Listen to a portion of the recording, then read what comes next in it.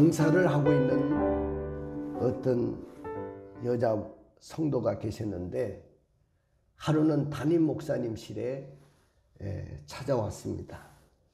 찾아와서 하는 말이, 목사님, 저의 가게가 잘 안 돼서 지금 너무 불경기입니다.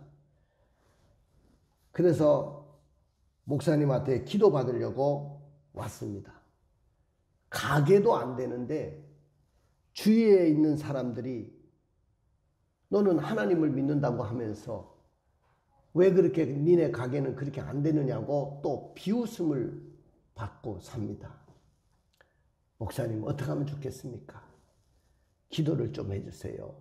그랬더니 목사님이 하는 말이 기도를 합시다 하면서 기도를 했는데 가게가 안 되는 것을 너무 감사합니다. 그러는 거야. 그래서 너무너무 마음에 기도를 받고 위로를 받으려고 왔는데 목사님이 그 가게 안 되는 것을 위해서 기도해 달라고 하니까 가게 잘 안 되는 것 때문에 감사합니다 하고 그냥 기도 끝나는 거예요. 이분은 11조 생활도 잘했어요. 헌금 생활도 잘했어요. 교회 봉사도 많이 했어요. 그리고 주일 성수도 철저하게 했습니다. 그런데 오늘 목사님이 기도하면서 가게 안 되는 것을 위해서 기도해 달라고 하는데 가게 안 되는 것 때문에 감사합니다. 그러니 마음 상했는데 오늘 이제 돌아가서 다음에 이제 또 이분이 목사님에게 또 찾아온 거예요.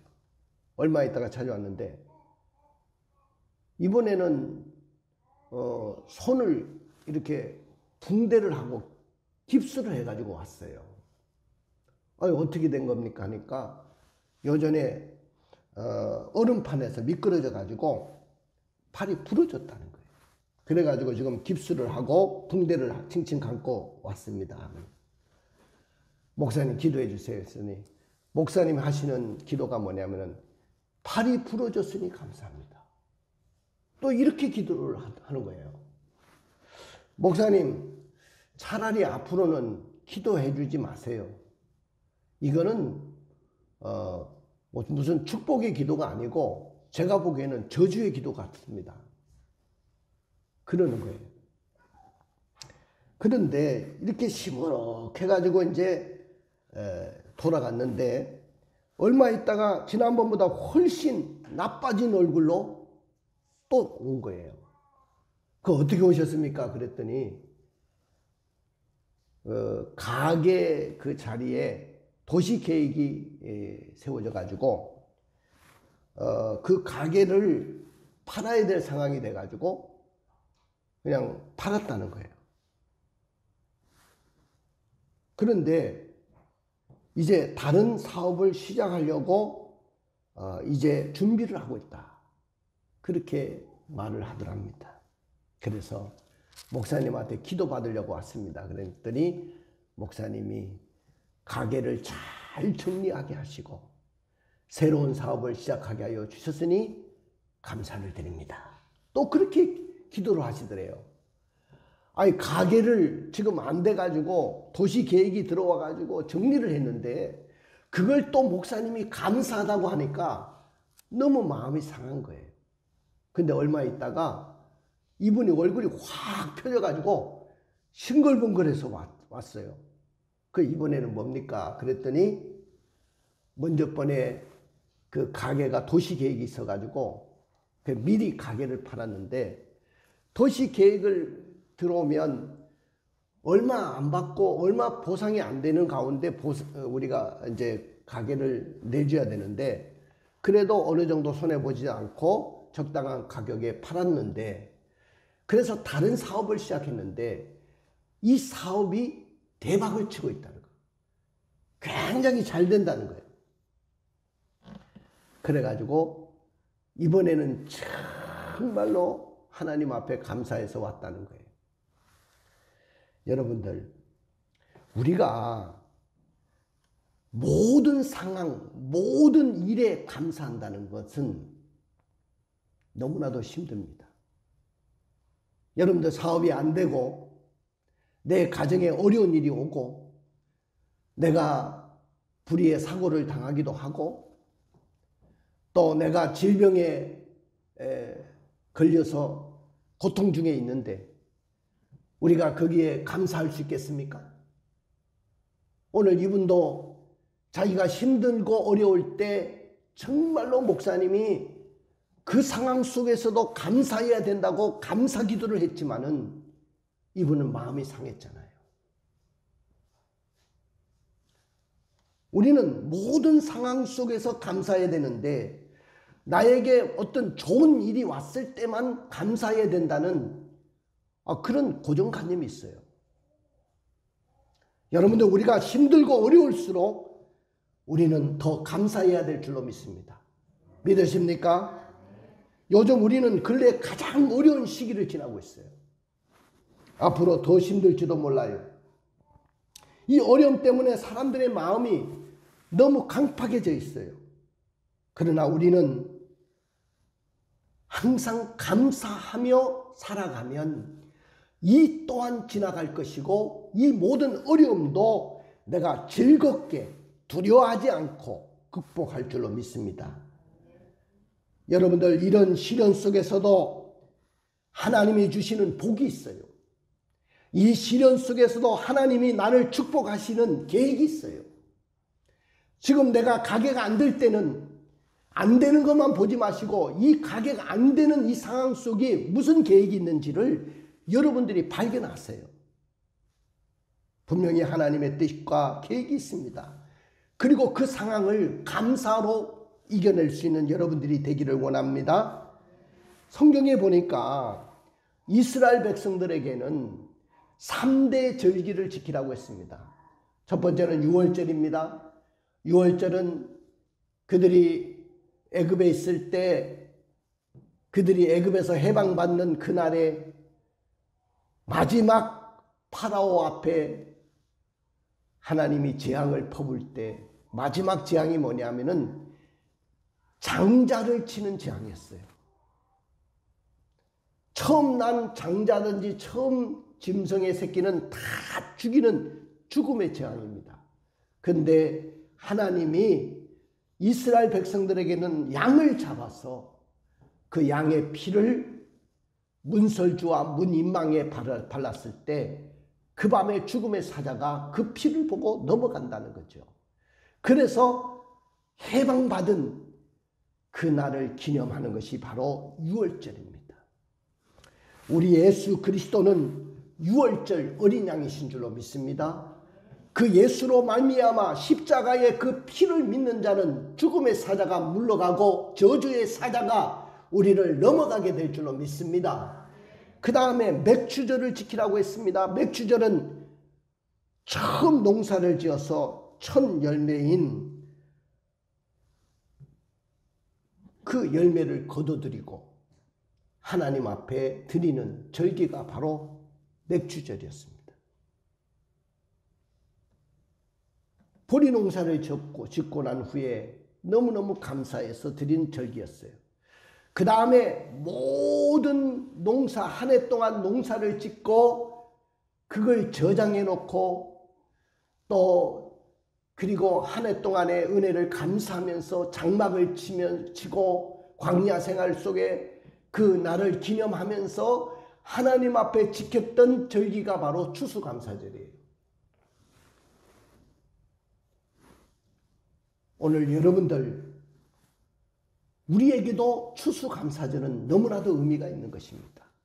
한 해 동안 하나님이 나에게 베풀어 주시고 내 가정에 베풀어 주시고 내 사업에 은혜를 주시고 나의 자녀 가운데 간섭하시고 섭리하시고 이끌어 주신 은혜가 너무너무 감사한 거예요.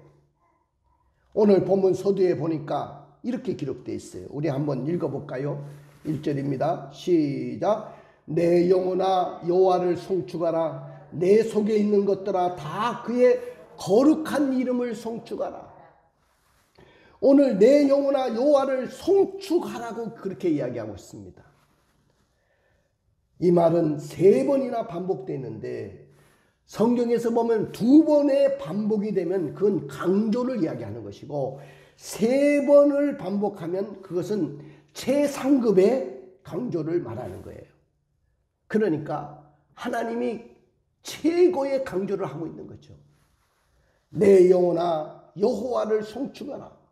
우리가 추수감사절을 통해서 다른 사람들이 감사하니까 나도 마지못해서 내가 해야겠다는 그런 형식적인 찬양이 아니고 형식적인 감사가 아니고 온 정성을 다해서 찬양하고 온 정성을 다해서 감사하는 거예요.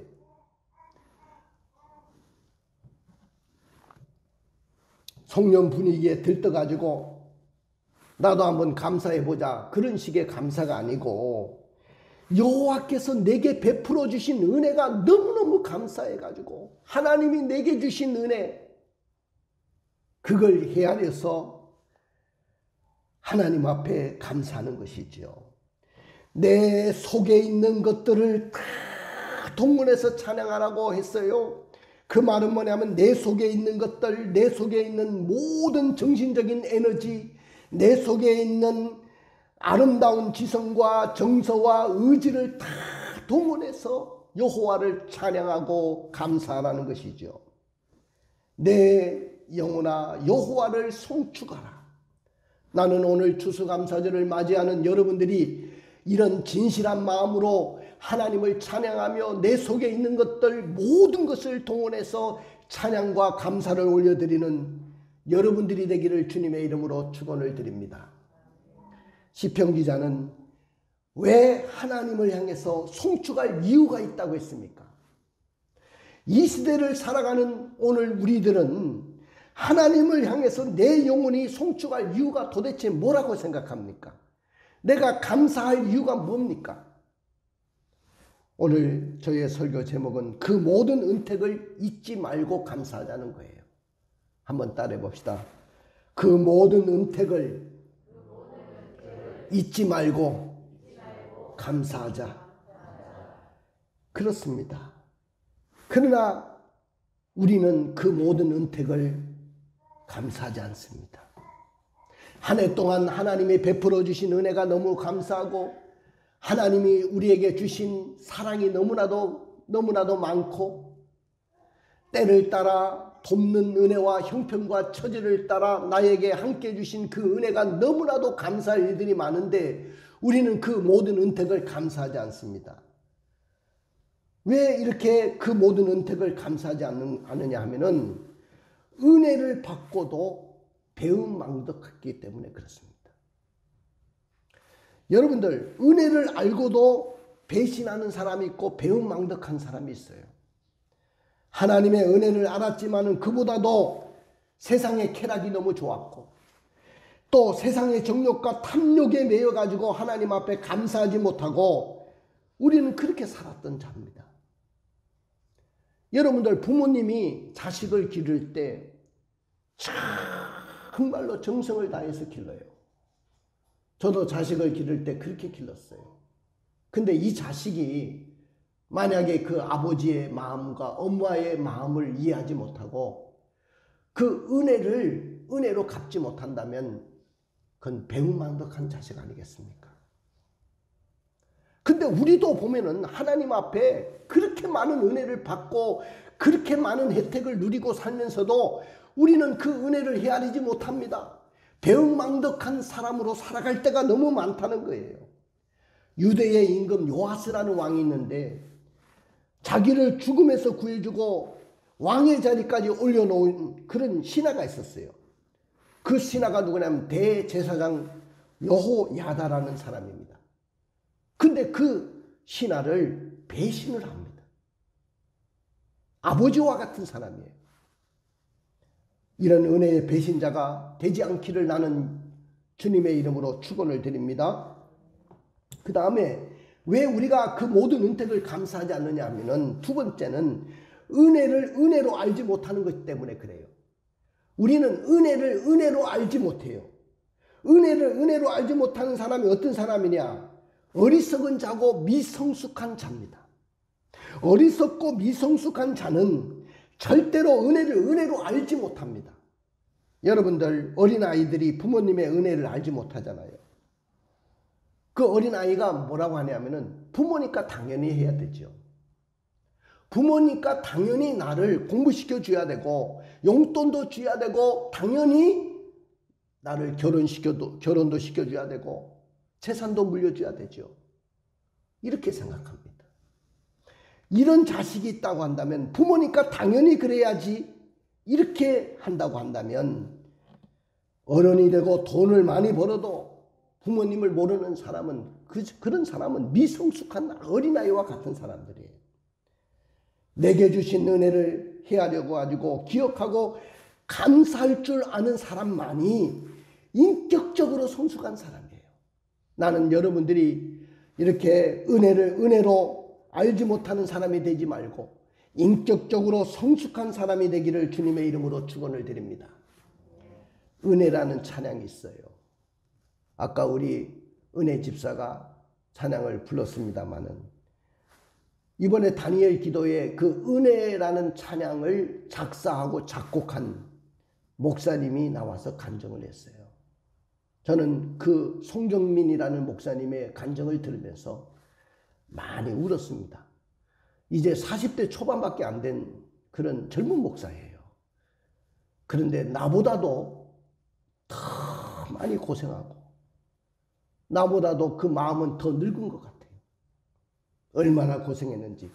근데 중요한 것은 그분이 그 어려운 시련 속에서도 이길 수 있었던 것은 감사와 찬양이었습니다.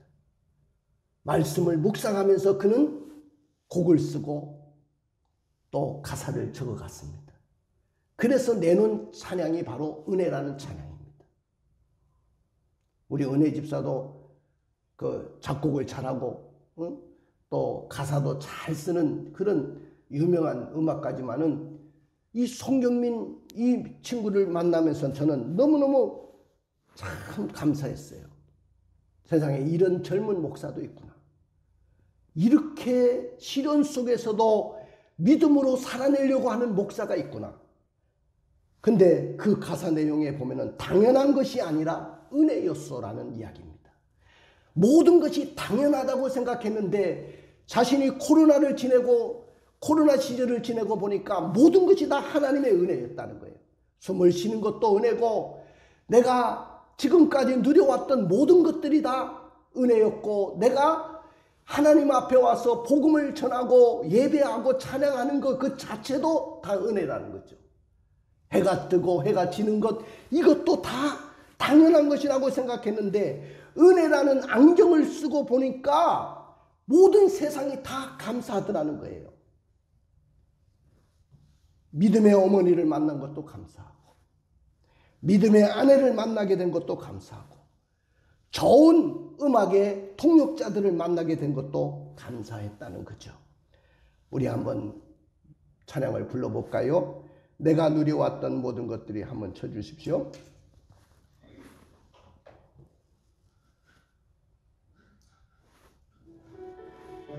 가사 좀 띄워주세요.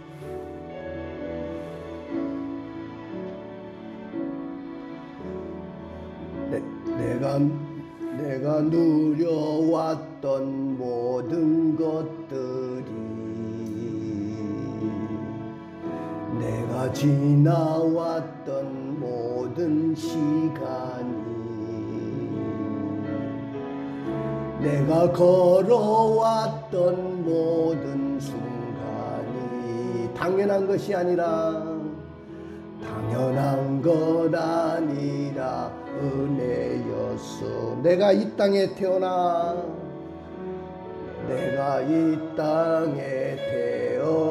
사는 것 어린아이 시절과 지금까지 숨을 쉬며 살며 꿈을 꾸는 삶 당연한 것 아니라 은혜였어. 모든 것이 은혜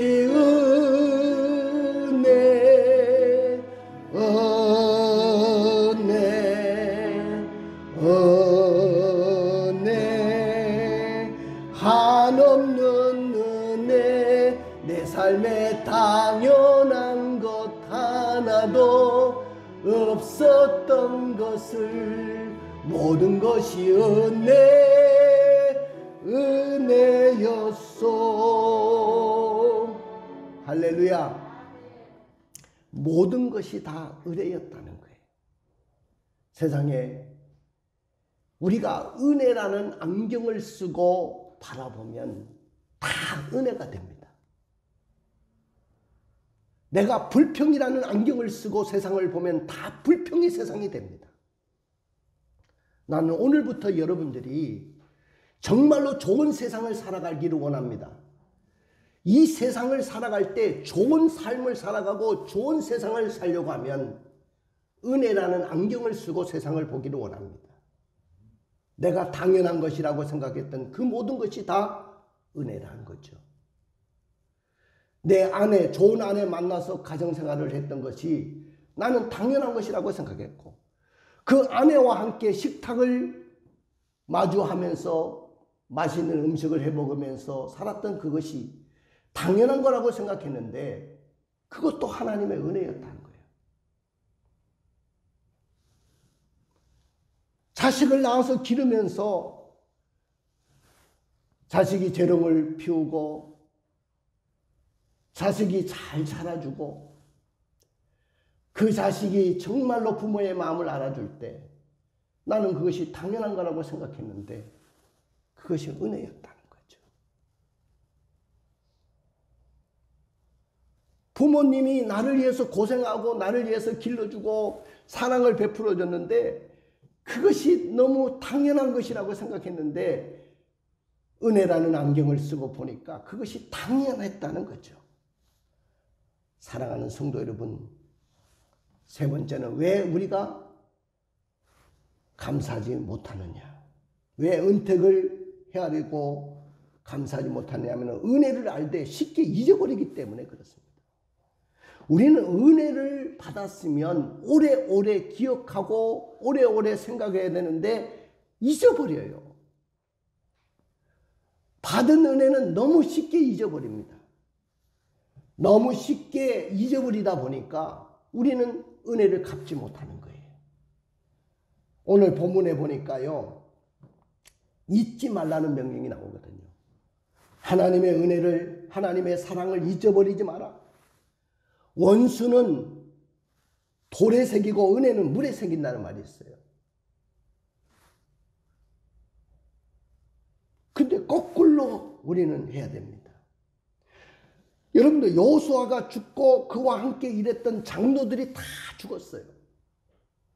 근데 이들이 살아 생전에 자녀들에게, 다음 세대에게 믿음을 가르치고 신앙을 가르치고 죽어야 되는데 그렇지를 못했어요. 그러니까 이스라엘 백성들은 하나님이 베풀어 주신 은혜를 다 잊어버리고 완전히 전혀 다른 세대가 돼버렸어요. 그리고 우상을 섬기기 시작했습니다. 이것이 이스라엘의 비극의 시작이 되었어요. 신앙이 떨어지고 영성이 떨어지고 하나님께로부터 멀어지는 때가 언제입니까? 하나님의 은혜를 잊어버린 때예요. 은혜를 배은망덕하게 갚고 은혜로 알지 못하고 은혜를 알되 쉽게 잊어버림으로 이스라엘은 그때부터 흉년이 왔어요. 전쟁으로 외침을 당해가지고 다 빼앗기기 시작했어요. 온 땅이 폐허가 됐습니다. 모든 희망이 사라진 절망적인 상태가 됐어요. 지금 우리는 전쟁의 위협 속에 있어요. 언제 전쟁이 일어나도 이상하지 않는 그런 때가 됐어요. 여러분들 보십시오. 북한은 뭐 하루 멀다 하고 그냥 미사일을 쏴대고 있습니다. 핵을 개발하고 있어요. 또 그걸 제재하기 위해서 우리 한미 동맹은 또 거기에 대해서 대항을 하고 있습니다. 언제 전쟁이 일어나도 이상하지 않지 않습니까? 우리는 전쟁의 위협 속에 있어요. 한반도는 지금 긴장의 고조 속에 있습니다. 외국에 있는 우리 친구가 한국 괜찮으냐고 물어봐요. 자기들은 이 한반도가 걱정이 된다는 거예요. 근데 오히려 이 대한민국에 살고 있는 우리들은 전혀 못 느끼고 살아가고 있습니다. 더군다나 지금은 정치적인 어려운 혼란 속에 있습니다. 이태원의 그 행사 축제에 참여했다가 10대 20대 아이들이 죽었어요. 너무 가슴이 아팠어요. 꽃을 피워보기도 전에 그들이 죽음을 당하는 것을 보고, 죽는 것을 보고 부모의 마음으로 가슴에 억장이 무너졌습니다. 저들이 저렇게 죽어간 것이 누구의 책임입니까? 부모인 나의 책임이다. 목사인 나의 책임이라고 생각합니다. 좀 더 잘 가르칠 건데, 좀 더 믿음으로 가르치고 신앙으로 가르쳐낼 것인데, 그랬으면 죽지 않았을 것인데, 그런 마음이 막 생깁니다. 그런데 이걸 또 정치적으로 자꾸 이용을 하잖아요. 그것이 두 번이나 가슴을 아프게 하는 것이 돼버렸어요. 제발 우리는 정신을 차려야 될 줄로 믿습니다.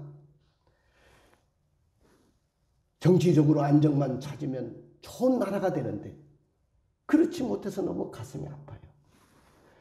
더군다나 경제적인 어려움 때문에 너무 가슴이 아파요. 고물가, 고금리, 고환율, 삼고통의 시대를 겪고 있습니다. 이 모든 것이 왜 왔다고 생각합니까? 더군다나 여러분들 신앙적인 위기가 찾아왔어요. 지금 4명의 국회의원에 의해 가지고 동성애 차별금지법이라는 법을 상정해 놓고 있습니다. 언제든지 지금 야당은 숫자가 많기 때문에 마음만 먹으면 다 통과될 수 있습니다. 그러나 이 법은 악법 중에 악법이기 때문에 통과되면 즉시 하나님의 질서가 무너지고 성적인 타락을, 이 젊은이들의 성적 타락, 60만 대군의 성적인 타락을 막아낼 수가 없어요. 동성애가 통과되는 그 순간부터 하나님의 창조 질서가 다 무너지는 시대가 오고 만단 말이죠. 너무 가슴이 아픈 거예요. 이걸 생각하면 너무 가슴 아픕니다. 이 모든 일이 왜 왔다고 생각합니까? 은혜를 배은망덕하게 받아들이고 은혜를 은혜로 알지 못하고 은혜를 알되 쉽게 잊어버렸기 때문입니다. 여러분들, 저는 6.25 사변이 끝나고 난 이후에 바로 태어난 세대예요. 너무 가난했어요. 먹을 것이 없어서 너무 고통 중에 살았어요. 하루 벌어가지고 하루 먹기 힘든 부모님의 세대 속에 우리는 굶주림 속에 살아왔습니다. 지금 우리 젊은 세대를 가지고 있는 그 아이폰, 휴대폰 그냥 가진 거 아니에요. 여러분들이 지금 누리고 있는 거 그냥 가진 거 아닙니다. 부모님의 세대가 고생해서 세운 겁니다. 이 나라를 그렇게 세워놓은 거예요. 제가 어릴 때만 해도 우리나라는 이 지구상에서 가장 가난한 나라였어요. 원조를 받아가면서 먹을 것을 받아가면서 저는 식빵도 미국 사람들이 주는 식빵 그 원조 받아가면서 학교에서 먹었어요. 우유도 미국 사람들이 주는 그 분유 같은 거 그런 거 받아가지고 먹고 살았어요. 우리는 지금 이렇게 풍요롭게 사니까 모든 것이 당연하다고 생각하십니까? 모든 것이 다 당연하다고 생각했던 것이 다 하나님의 은혜인 줄로 믿습니다. 하나님, 저는 나의 힘과 능력으로 지금까지 성공했지. 뭐가 하나님의 은혜입니까? 내가 내 힘으로 내가 똑똑해가지고 내가 잘나가지고 성공했지. 내가 노력해서 성공하고 내가 노력해서 돈을 벌었지. 뭐가 하나님의 은혜입니까? 이렇게 반문하는 사람들이 많습니다. 그럼에도 불구하고 우리는 그 모든 은택을 잊어버리지 말기를 원합니다. 하나님은 그 모든 은택을 잊지 말고 감사하며 살아내기를 원하시는 줄로 믿습니다. 하나님은 은혜를 베푸시는 분이고 공의로우신 분이고 긍휼이 많으신 분이고 은혜로우시고 인자하시고 인자하심이 풍부하신 분이고 자주 경책하지 아니하시고 노를 영원히 품지 아니하시는 분이라고 했어요. 시편 기자는 어떻게 감사의 찬양을 올려드리라고 했습니까? 전 인격을 쏟아부어 거룩한 이름을 송축해라. 내 영혼아 여호와를 송축하라. 내 속에 있는 것들아 그의 거룩한 이름을 송축해라. 너의 전생에 전 인격을 동원해 가지고 하나님이 베풀어 주신 은혜를 감사하라는 거예요. 그 다음에 은택을 잊지 말고 송축해라고 했습니다. 2절의 말씀을 볼까요? 내 영혼아 여호와를 송축하며 그의 모든 은택을 잊지 말지어다. 할렐루야. 여러분들, 우리는 어떤 환경에 처해 있어도 현재의 고난을 보지 마세요. 사업이 안 되고 힘들어도 현재의 고난을 보지 마세요. 가게가 지금 힘들어도 현재의 고난을 보지 마시고 과거에 나에게 축복해 주셨던 하나님의 은혜를 생각하고 그 모든 은택을 잊지 말고 감사하면 이 또한 우리는 넘어가게 될 것이고 이겨낼 줄로 믿습니다. 그리고 시편 103편 저자는 어떤 문제에 대해서 하나님께 감사했냐면은 내 모든 죄악을 사하신 것을 감사했어요. 거기 우리 3절 하반절에 보면은 그가 내 모든 죄를 사하시며, 할렐루야. 세상에 가장 큰 은혜가 뭐냐면은 내 모든 죄가 사해진 거예요. 용서받은 거예요. 여러분들 인간 재판소에서는 뇌물이 통할 수도 있고 오판이 있을 수도 있어요. 판사가 오판할 수도 있어요. 그러나 하나님의 재판에서는 뇌물도 안 통하고 오판도 없습니다. 우리가 죄를 지었으면 영원한 지옥의 실형을 선고받는 거예요. 그럼에도 불구하고 우리 주 예수 그리스도의 십자가의 피로 내가 구속받고 구원받은 거예요. 감사하지 않습니까? 이거 하나만 생각해도 너무 감사해요. 저는. 다음 두 번째는 질병과 사고로부터 건져주신 은혜를 기억하고 감사해야 됩니다.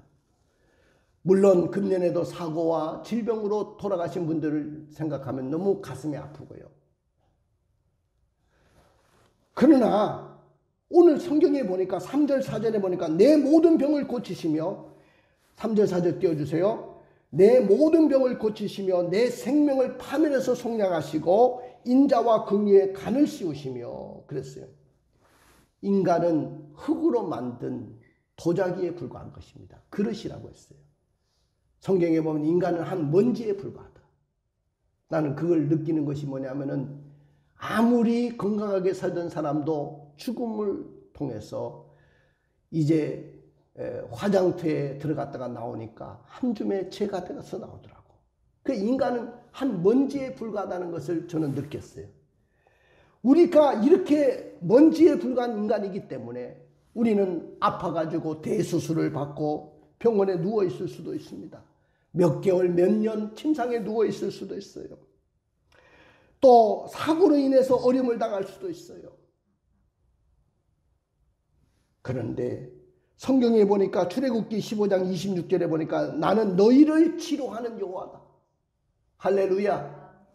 그리고 오늘 본문 13절 14절에 보니까 아버지가 자식을 긍휼히 여긴 같이 여호와께서는 자기를 경외하는 자를 긍휼히 여기시나니 이는 그가 우리의 체질을 아시고 우리가 단지 먼지뿐임을 기억하십니다.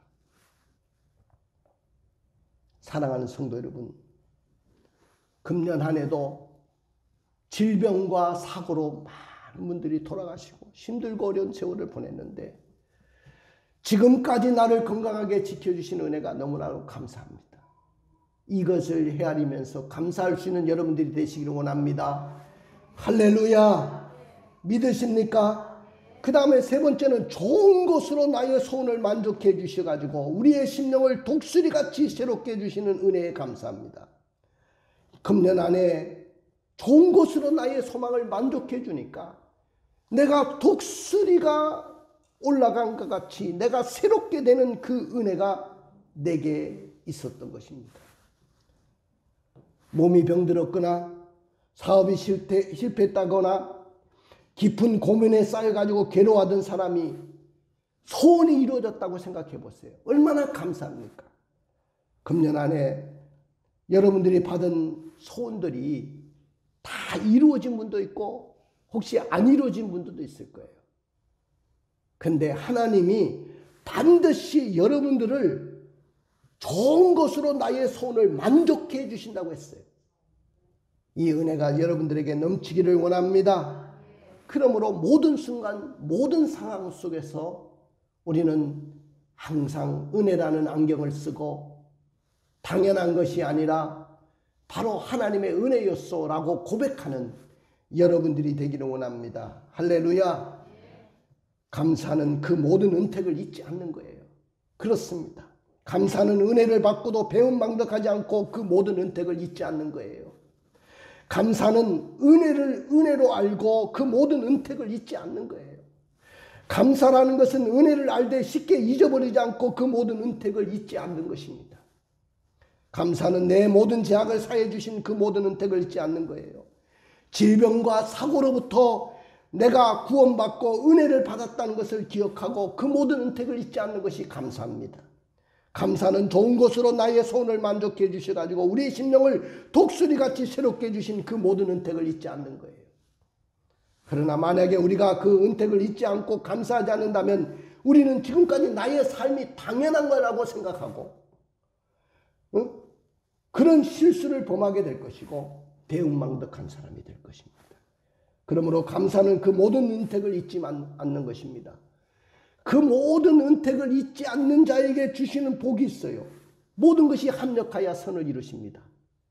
하나님을 사랑하는 자, 곧 그 뜻대로 부르심을 입은 자에게는 모든 것이 합력하여 선을 이루느니라. 할렐루야. 영혼이 잘되고 범사가 잘되고 강건한 하나님의 축복이 여러분들에게 흘러갈 것입니다. 나의 한계 상황 속에서 하나님께서 형통하게 인도하실 것입니다. 할렐루야. 가슴에 손을 얹어 보십시오. 눈을 감아 보십시오. 여러분들 어려운 시대를 살아왔지요. 코로나가 벌써 3년이 됐는데 지금까지 끝나지 않고 있어요. 지긋지긋해요. 여러분들 이제 만성이 돼가지고 뭐 코로나 와도 괜찮다고 생각합니다만은, 그러나 우리가 기적의 주인공, 역전의 주인공이 되려고 한다면 이런 어려운 시대 속에서도 하나님이 베풀어 주시는 은택을 잊지 말아야 돼요. 그 모든 은택을 잊지 말고 감사하면 모든 것이 회복되고 복이 될 줄로 믿습니다. 그러므로 우리는 어떻게 해야 될까요? 신실한 그리스도인들은 이렇게 고백해야 됩니다. 기쁨만 아니라 슬픔도 감사하겠습니다. 성공만 아니라 실패도 감사하겠습니다. 희망만이 아니라 절망도 감사하겠습니다. 가진 것만 아니라 없는 것도 감사하겠습니다. 풍족할 때만 아니라 부족할 때도 감사하겠습니다. 승리할 때만 아니라 패배할 때도 감사하겠습니다. 건강할 때뿐만 아니라 육신의 아픔도 감사하겠습니다. 생명만 아니라 죽음도 감사하겠습니다. 이 감사가 여러분들에게 넘치기를 원합니다. 우리 다 같이 일어나셔서 찬양하며 나갑니다. 오늘